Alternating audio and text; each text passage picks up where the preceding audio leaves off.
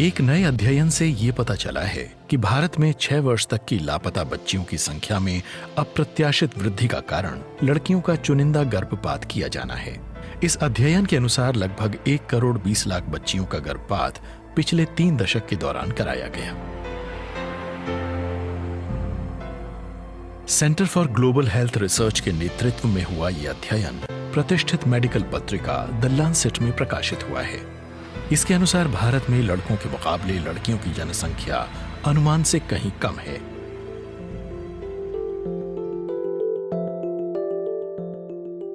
अधिकतर ऊंची आमदनी वाले देशों में जहां लड़कों अथवा लड़कियों के जन्म को लेकर कोई सांस्कृतिक ललक नहीं है, पैदा होने वाले लड़कों की संख्या वहां भी लड़कियों के मुकाबले मामूली ज्यादा है। ये प्राकृतिक लिंग अनुपात जन्म के समय 1000 लड़कों के मुकाबले 950 से 975 लड़कियों का है। लेकिन भारत में इसके मुकाबले और भी कम लड़कियां पैदा होती हैं।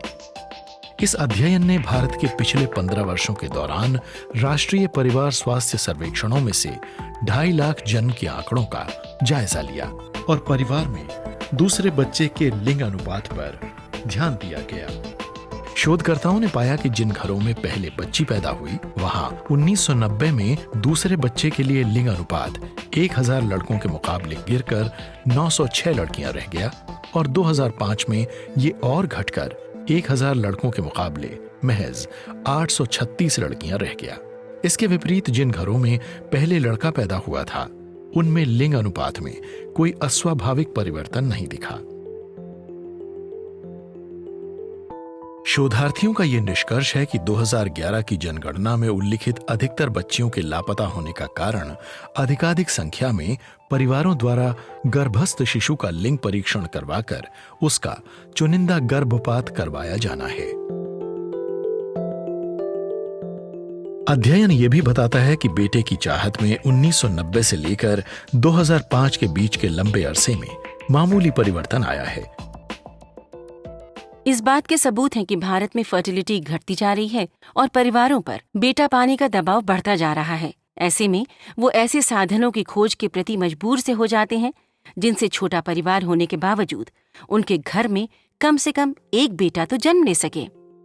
अध्ययन में ये चौंकाने वाला तथ्य पता लगा कि बच्चियों के चुनिंदा गर्भपात की प्रथा अमीर परिवारों में तथा 10 या 10 से अधिक वर्षों की शिक्षा प्राप्त महिलाओं द्वारा अधिक अपनाई जा रही है। इस प्रवृत्ति के पीछे ये संभावना भी हो सकती है कि गर्भस्थ शिशु की लिंग जांच के लिए आवश्यक अल्ट्रासाउंड तथा गर्भपात का खर्च उठाने में गरीब परिवारों के मुकाबले अमीर परिवार अधिक सक्षम हैं। जिन परिवारों की आय बहुत अच्छी थी, उनमें गिरावट उन परिवारों के मुकाबले कहीं ज्यादा थी जिनकी आमदनी बहुत कम थी। तो भारत में पढ़े लिखे और पैसे वालों का ये रवैया देखने में आ रहा है।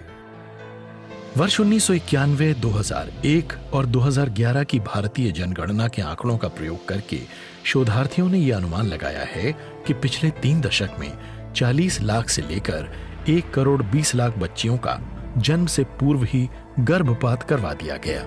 लड़कों के मुकाबले 1 माह से 5 वर्ष की उम्र के बीच लड़कियों की मृत्यु अधिक संख्या में होती है, लेकिन अध्ययन पद्धति में बच्चियों की इस ऊंची मृत्यु दर का ध्यान रखा गया था। अब तक माना जाता था कि पहले चुनिंदा गर्भपातों के लिए कुछ खास जिले ही कुख्यात थे, लेकिन अध्ययन का यह निष्कर्ष है कि आजकल भारत की अधिकांश आबादी उन राज्यों में है जहां ऐसा माना जाता है कि बालिका शिशुओं के गर्भपात की प्रथा बहुप्रचलित है। 1991 में सिर्फ 10% भारतीय आबादी ही राज्यों में रहती थी और लड़कों के मुकाबले लड़कियों का लिंग अनुपात बहुत कम था। 2001 में यह प्रतिशत बढ़कर 27 हो गया और 2011 में यह तेजी से बढ़ता हुआ 56 हो गया। पहले जो समस्या मूलतः उत्तरी और पश्चिमी राज्यों तक ही सीमित थी, उससे अब दक्षिण और पूर्व भी ग्रस्त हो गए हैं और इससे भारत के अब लगभग सभी क्षेत्र पीड़ित हो गए हैं। देश में ऐसे लिंग असंतुलन के भीषण परिणाम हो सकते हैं। इससे सिद्ध होता है कि भारत में 1996 में एनडीटी एक्ट, जो गर्भस्थ शिशु के लिंग निर्धारण तथा चुनिंदा गर्भपात पर रोक लगाने के लिए कानून लागू किया गया था, कुल मिलाकर प्रभावशाली सिद्ध नहीं हुआ। इससे यह भी पता चलता है कि बड़ी संख्या में फैले निजी डॉक्टर्स तथा क्लिनिकों में, जहां अधिकांश भारतीय चिकित्सा सेवाएं ग्रहण करते हैं, के नियमन में सरकार लगभग नाकाम रही है। सेवाएं ग्रहण करते हैं के नियमन में सरकार लगभग नाकाम रही है। इस तथ्य के बावजूद कि पीएनडीटी एक्ट पूर्वानुमान के अनुरूप भले ही उतना सफल ना रहा हो, मगर उसका कुछ न कुछ असर तो पड़ा ही होगा।